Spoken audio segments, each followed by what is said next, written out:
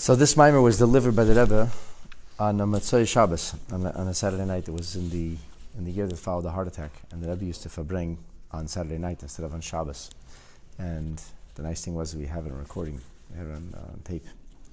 The mimer was delivered on Parshas HaChodesh of 1979.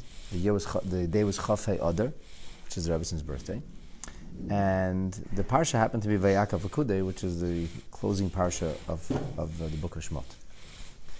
And later, 20 years later, this was released. No, 10 years later. This was released as an edited mimer. The Rebbe edited this mimer afterwards when it was prepared. Anyway, amazing stuff. Unfortunately, we're not going to get as far as I would like to. But HaChodesh Renewal Reish Chadashim. So the mimer opens with the words, this is the month, this month will be for you the beginning of all months. Rishon hu Lachem, it's the first for you, l'chodshei hashana, for the months of the year.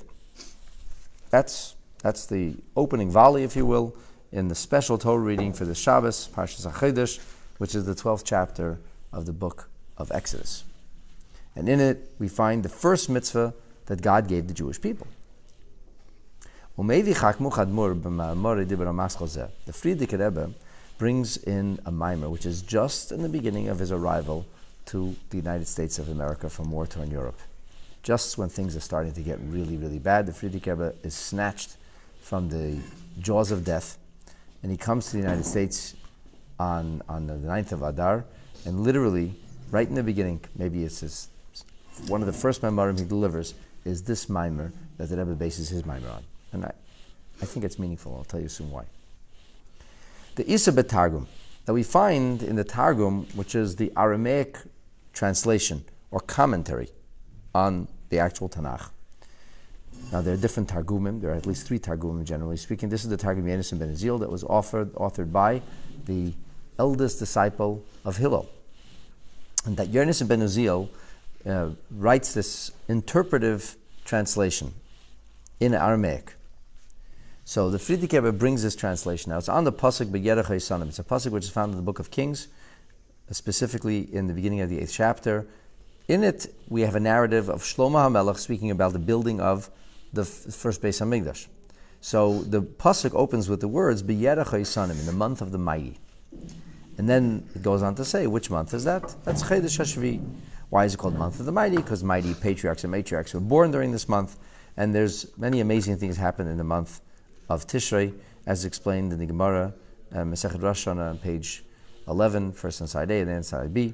But without getting into that, the pasuk finishes off, Hu Chodesh Hashvi. This is the 7th month, which refers to the month of Tishrei.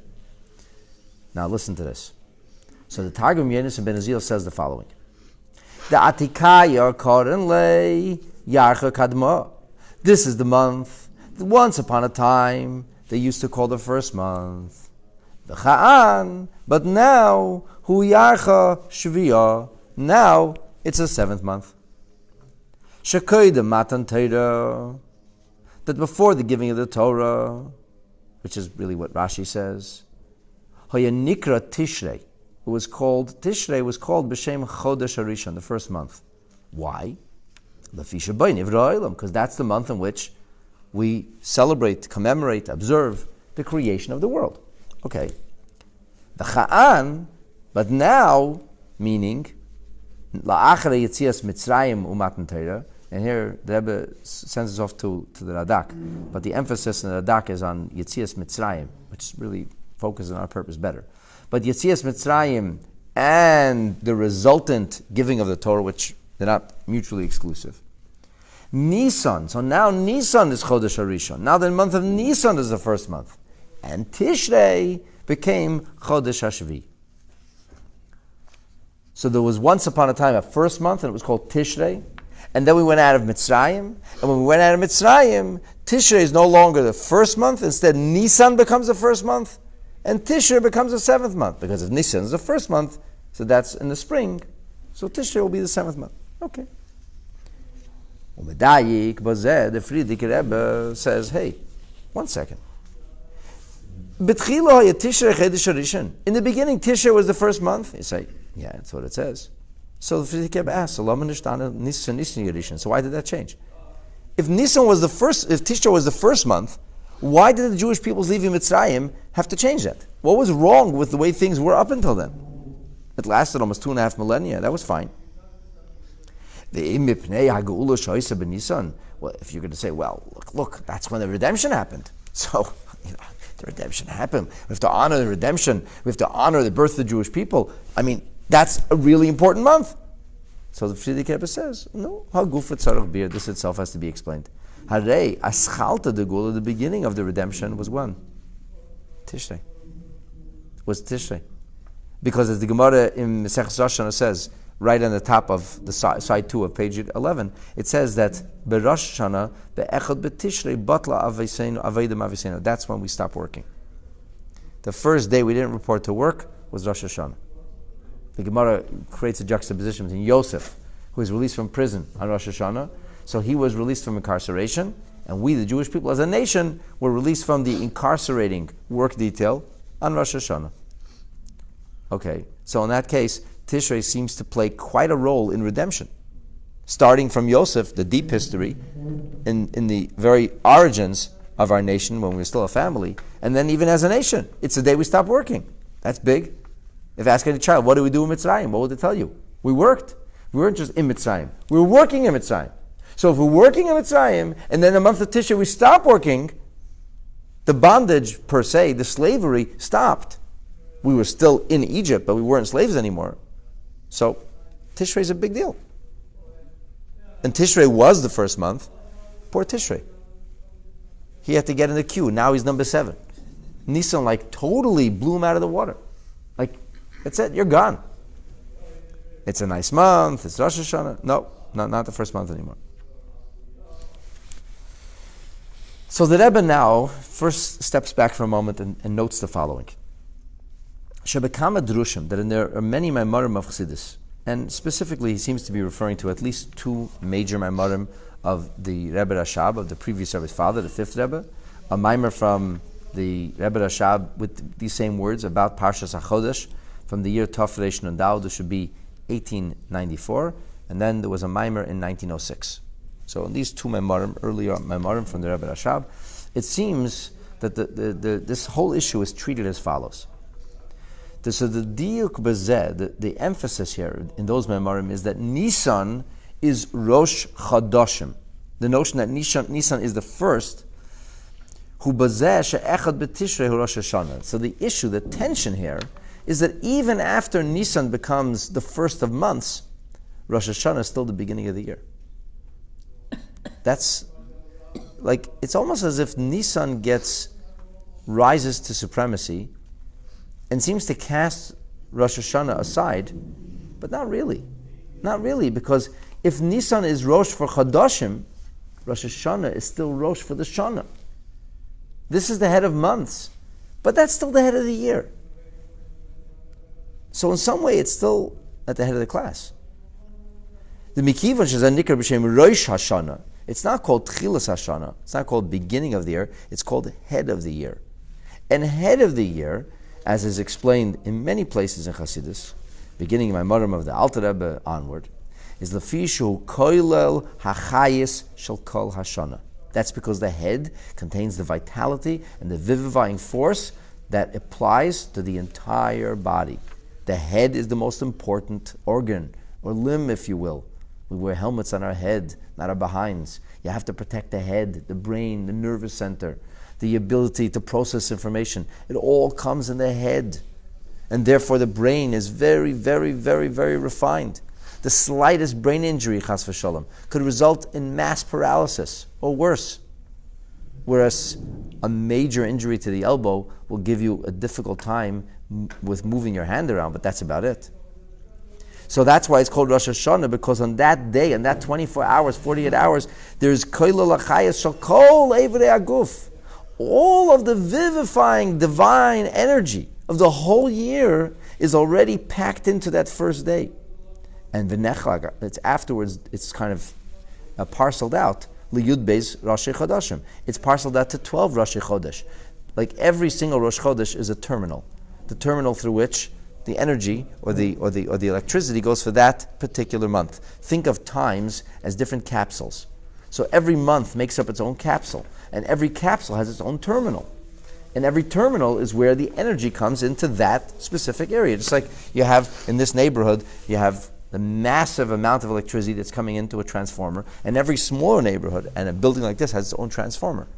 So the energy first has to go into the transformer, and then when it's mitigated and limited and controlled, then it can be sent out to the specific homes all the way down into the individual boxes and then into the actual outlets. But the point is, every area has its own transformer, has its own area of this terminal, everything comes together, and then from there, it goes into a klal, into a general principle, an overriding rule, and then from there, it goes into details again. So we have the Rosh Hashanah. Rosh Hashanah downloads all the energy for the whole year.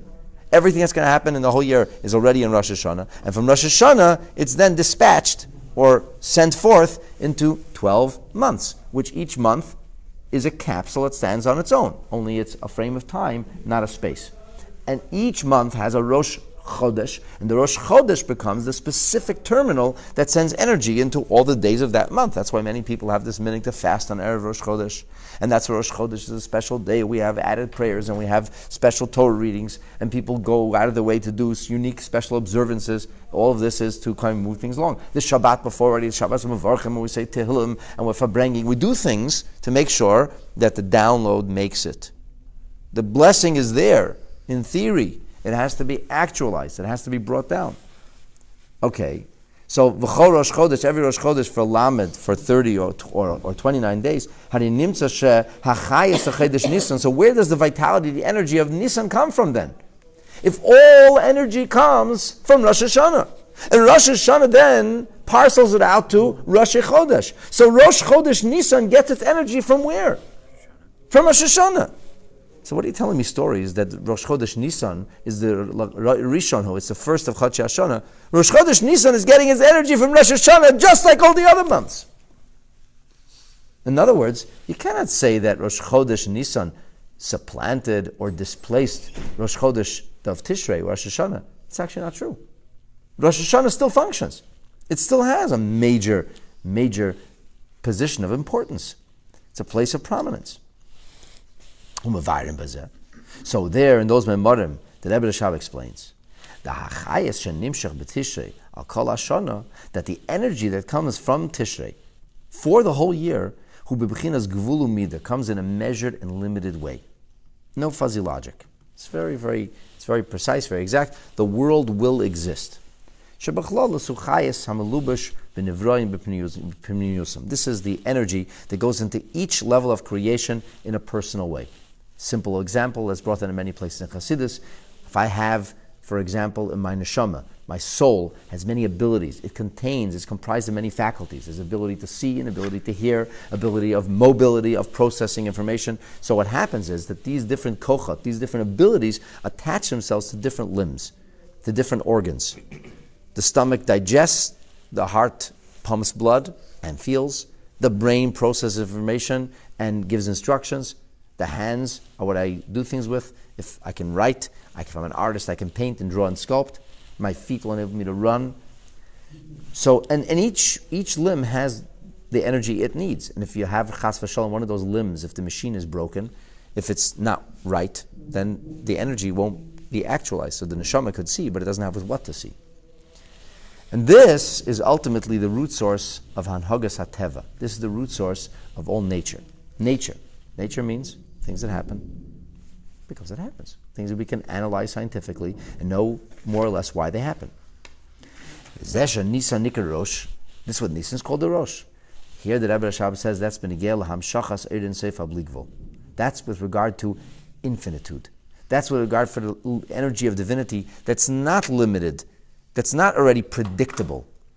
This is the wild card divide energy. I missed that. You missed that. We'll do this again. There's nature, there's the energy of divinity, which is measured, so the world exists, and then there's an energy which is limitless. We have a limitless divine energy which embodies itself or expresses itself in a limited world. This is like the unpredictability, the random nature of things.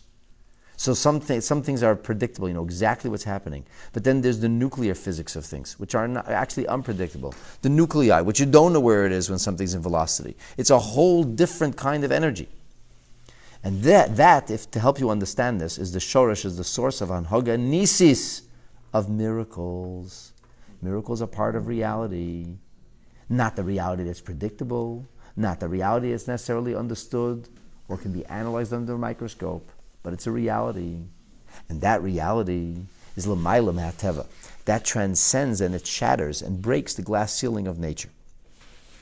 According to this, we explain. Tishrei, this is what we say, that Tishrei is Rosh Hashanah, and Nisan is Rosh Chodesh, or Rosh Chodoshim. Listen to this. This is so profound. Ki anhoga hativis, because the nature of nature, shehu tamid b'shava, it's always the same, which is dugmas. This is in the image or paradigm of mahalach hashemesh, the orbit of the sun. The sun's orbit is a constant one, and here it's shana miloshen mishnah. This is an amazing commentary. The Ibn Ezra, in the beginning of chapter 12, has a long, long commentary. He has lots to say. And one of the things that Ibn Ezra explains is the terminology of the word shana. We usually explain shana as a permutation of the word shinoi, changes, because it includes seasons. But the Ibn Ezra says something different. He says it's shana because it's mishnah. You know what mishnah is? Repetition. It's repetition. So you know why the book of Deuteronomy is called Mishnah Torah? Because it's a repetition of all the mitzvahs. So the sun is rise, set, repeat, rise, set, repeat, rise, set, repeat. It's always exactly the same. We know exactly when the sun's going to rise. We know exactly when the sun's going to set. And it's totally predictable. It's oise hadavar chayzev v'nishna oidpam. People say, what's happening next? Oh, next is spring. What's happening in spring? I can tell you what's going to happen in spring. What's going to happen in summer? I can tell you what's going to happen in summer. It's nature. Hanhaga hanisis, however, God's miraculous methodology of dealing with the world, this is inyanahu chidush. This is novelty, not predictable. Miracles are not expected or something which could say, oh, I know what's going to happen. No, you don't. Why? Because this is a miraculous reality. And that miraculous reality, says the Ibn Ezra, sometimes God suspends or even breaks and destroys the order of nature for a specific amount of time. This is the paradigm, or this is emblematic of the moon's journey. That the moon is constantly experiencing renewal. It disappears and then it reappears. It disappears and then reappears. It's almost like this unpredictable thing. You're not always going to have a moon. You're not guaranteed to have a moon every night. Some days you will have a moon, some days you won't have a moon. And therefore, Chodesh, says Ibn Ezra, comes miloshain chidush. Chodesh comes from the word chidush, novelty, renewal, because we're experiencing constant renewal. Now, listen carefully. The Rebbe is going to reinterpret the question of his father-in-law. He's going to reinterpret the Frierdiker Rebbe's question, and this reinterpreted question actually sets in motion an extraordinary revolution in Hasidic thought. The question of the Frierdiker Rebbe up until now was, why exactly did Tishrei get shunted aside if it was doing a fine job? It was Rishon, and then it got cast aside. So the question was, why? What was wrong? If Tishrei was number one, we can continue with Tishrei being number one. You say, well, the redemption happened in Nisan. The Rebbe says, okay, but nice things happen in Tishrei too. We stopped working. That's redemptive. That's like a major change. And then he went into this whole business. He introduced the other Mamarim, where they have this idea of the months and the years. Listen how the Rebbe reinterprets the question. V'yesh loimer. When in the Rebbe's Maimer, when you have the word v'yesh loimer, we might say, this is something new. The Rebbe's, humbly saying, we might say. He doesn't say it's a fact. But we know the Rebbe's yesh loimer for us is, listen to this. The Frierdiker Rebbe comes along in the Maimer and he precisely analyzes and queries that before Yetzias Mitzrayim, Tishrei was the first of months. The emphasis is not as it was understood up until the Rebbe said this Maimer, that it's a technical issue. till this Maimer, it's technical. Tishrei was the first. Now Nisan's the first. Why? Why'd you have to change? What was wrong? The Rebbe says the question is that Lefnei Yetzias Mitzrayim Haya Tishrei Harishon V'Harosh. Tishrei was the beginning. Gam also Lahamshachas Elikus Shalamayla Ma'ateva. Tishrei actually was the Rosh Hashanah for miracles. So up until this Maimer, we understood that Tishrei is nature, and Nisan is miracles, and in Tishrei was Rosh Hashanah for miracles, or beginning of for nature, and Nisan comes along and brings miracles into the world. The Rebbe says, excuse me, just one moment here. There was no miracles before Yetzias Mitzrayim? There was no miracles before the Jewish people left Egypt? Really? Abraham, Isaac, Jacob, no miracles? Well, lots of miracles. Where'd those miracles come from? What was the transformer in time for those miracles to come from the infinitude of God into a finite world? Which frame of time was the transformer? Tishrei. So Tishrei actually was a transformer for miracles too. The Rebbe says in that case, if Tishrei was the beginning, also for the nature of divinity which is beyond nature. And this is actually proven from the fact that the beginning of the Geula, the beginning of the redemption of all months was in the month of Tishrei. So redemption and Tishrei are not exactly anathema. They do link together. They do have a connection. So if Tishrei could serve as a transformer for miraculous energy, so why did it change?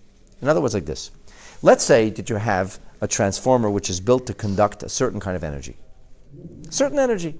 It's built to conduct conventional energy, but it's not built to conduct nuclear energy. And I'm just using that as an example. Because nuclear energy is a whole different form of energy. So you say, okay, you only use this transformer is good for one kind of energy. Now we're switching to a new kind of energy. The new kind of energy requires a new or different transformer. Okay. What if I tell you that the first transformer has actually been conducting nuclear energy for about 2,000 years now? It's been very effectively working. So I say, well, one second. If it was effectively working, why'd I have to change it? Tishrei was working for miracles too. So why did you have to have two separate Rosh Hashanahs? A Rosh Hashanah for nature, a Rosh Hashanah for miracles. I couldn't just stick with one Rosh Hashanah. This is a reinterpreted question. This is a vastly new and illuminating way of looking at the question. The question is not simply as, hey, Tishrei was number 1, why did he become number 7? The question is that proverbially and theoretically speaking, Tishrei already was doing this. So what changed? What changed when God came to Moshe and said, from now on, HaChodesh Hazeh, Lachem Rosh Chodashim, this is a new beginning. I don't need any new beginnings. The old beginnings were just fine, especially since the old beginnings are still beginnings. How did Tishrei get demoted from being the transformer that conducts only conventional energy and no longer becoming the transformer that conducts miraculous energy, when once upon a time it used to conduct both? This is a major question. And the Rebbe first begins with an akuda of the beer, which is as far as we're going to get, maybe a little bit. And then he asks a whole new question, opens doors to mind-blowing stuff. But the akuda of the beer in the Maimers, and this actually kind of answers this question. It does answer. In Vali 1, it answers this question, only the Rebbe then says there's secondary questions. So the Nikud is like this. Shagam b'chadoshim, milashon chidush, that even when you talk about months, in the terminology of chodesh, of new, of fresh. In other words, you're talking about conventional energy in a non-conventional way. That generally speaking, this is the drawing down or actualizing of energy, which is l'mayla me'eslavshus ba'elumis. It can't really make its way into this world. It's an energy which this world can conduct, and an energy which this world really can't conduct. We're talking miraculous energy. Yeah, miraculous energy. The world is just like allergic to it. It doesn't work. HaChadoshim shala'achre Yetzias Mitzrayim him bedarga nailas yesem HaChadoshim shahoy lifnei. The Rebbe says this energy, which seemingly can't really be conducted into this world, after Yetzias Mitzrayim, even if it was conducted before, after Yetzias Mitzrayim, it's conducted in a whole different way. And I'm going to give you a metaphor that I came to, and then I'm going to show you how this metaphor is exactly what's going to be happening over here. Since we talked a lot about energy this morning. Do you know what a conductor, insulator, and semiconductor is? Very vague. Very vaguely. Okay, I also know very vaguely because I went and researched this. So essentially, there are three kinds of material in our world that can conduct electricity. There are things which are called insulators. Insulators do not conduct electricity per se. What's an example of an insulator? Wood. Perfect, wood, exactly. Wood does not conduct electricity. So this is, I'm going to tell you, there's a mashal, is a metaphor for the world that does not conduct miraculous energy. There is energy in wood. There are electrons in wood. How do you know there's electrons in wood? Because it burns, baby. Oh, does it burn? Wood is one of the most flammable things. So wood burns. You can't burn without electricity. You can't burn without electrons. So of course there's energy. But the energy in there can be released, but the energy cannot be, it doesn't conduct it. Is there energy there? There are electrons in everything. It's vivifying existence of all this energy. But without something happening which basically destroys the wood, the electrons are stuck inside, and wood will be an insulator, will never conduct. The world does not conduct the concept of divinity. It's blind, deaf, and dumb to divinity. Does it have godliness inside it? Of course it has godliness inside it. So if you want to blow up the world, you'll find that the godliness is in there. You want to rip the world apart. But if you want world to be teva, if you want world to exist as it is, it can't be a conductor. Conductors are things like metal, especially copper is a major conductor. Why? Because the molecular structure is that it is marvelously suited for conduction. When you put energy into a copper wire, the energy flies through. It's a natural conductor. So what's a semiconductor? And why did semiconductors change the face of planet Earth over the last 2.5 centuries? Already the term semiconductor is coined in 1785. The real use of a semiconductor in any vague way, in any kind of very crude way, doesn't show up until about 1810 or something, or 1815. But semiconductors really take off after World War II in 1947 and 48. 1950, semiconductors go crazy, and the revolution of semiconductors is continuing in your iPhone and on Facebook right now. What's a semiconductor? A semiconductor, silicon is the major semiconductor. So silicon has a certain amount of electrons. It actually has 15 electrons in silicon, but there are 4 electrons which are in movement on the outside of each atom. And those 4 electrons which are on the movement to the outside atom, they will only conduct electricity in their own frame. It doesn't pass it on. However, if you connect one atom to the next atom, then all of a sudden the silicon can become a conductor, but a controlled conductor of electricity. And how do they do this? In 2 ways. Number 1, by heating it up, because when it's at Kelvin 0, it's dead. But if you heat it up, the more heat it becomes, the more it's able to suddenly, the molecules open and it becomes a conductor, or by introducing an impurity, by infusing it with another force that has either 5 moving electrons or 3 moving electrons, which creates either a positive or a negative charge. So in other words, the science of semiconductor is that things which are intrinsically non-conductors can become conductors, but those are always artificial. Now, why is this so valuable for us technologically speaking? Because in order for us to be able to control an electric current, what do we need to have? A semiconductor. The conductor is uncontrollable. It's a copper wire. You can't control the copper wire. The electricity it's raw. It's just flowing right through. But if you take something which really intrinsically cannot conduct electricity, and you inhibit it or change it, you can inhibit and modify and change it, and that's how you create transistors. And that's how every crystal in your phone is really a tiny transistor. And that's how they keep getting better and better and better at controlling electrical currents. And because they can control currents, we have technology. That's one of the bases of technology. So here is what I would like to suggest to you. The concept of Elam Hazeh is insulated. The world is insulated from godliness. It doesn't conduct godliness. However, the world can be made to conduct godliness. How can it be made to conduct godliness? World in its pure form is alien to godliness, refuse to accept any godliness. But if you tweak it, if you move it around, you play with the molecules, you play with the electrons, you actually can get the world to start conducting electricity. And then there is the ultimate conductor of electricity. And who is the ultimate conductor of electricity? Hashem. A Jew. A Yid is a piece of God. Every Yid is a natural conductor of miraculous energy. That's the meaning of we are miraculous people. So before the Torah was given, before we left Mitzrayim, Tishrei was a conductor for energy. Of course, it was an insulator, there was electrons, but the world could be tweaked and played with, so we're able to get electricity into the world. We're able to get divine energy into the world. But it was never an intrinsic conductor. It never really allowed energy into this world. So Tishrei allowed godliness. There were miracles that happened, but the miracles that happened were always inhibitive. You had to inhibit. You had to change the semiconductor. However, something major happened when we went out of Mitzrayim. God introduced a conductor, not a semiconductor, a real conductor into the world.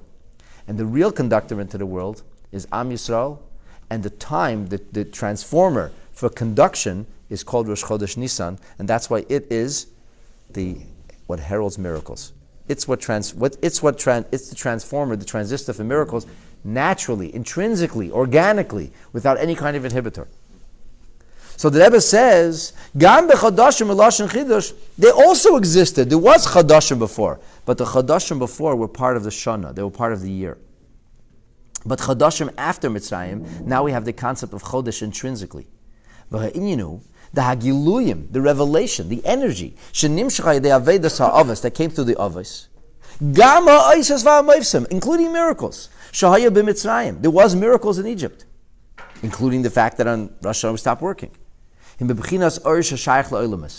It's still a conduction of energy in a way that is connected to something which is not intrinsically a conductor. It's a semiconductor. It's conducting. Why is it conducting? It's conducting because it was tweaked to conduct, because it was engineered to conduct, but not because it intrinsically conducts. It's